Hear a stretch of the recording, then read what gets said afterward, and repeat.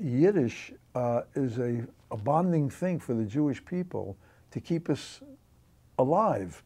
And each Yiddish in each country is different. For example, in America, how do we say grocery store in Yiddish? How do you say it? Grocery store. You see? But in Israel, it's machsan. In Germany, it would be the Schulegeier. You know, there's different words for... The Yiddish language picks up the language of the country. My mother used to say words to me in Polish, for instance, or Russian, my father, you know, Yiddish, while speaking Yiddish. You have certain words that come out of the language that you emanate from. But it's so important.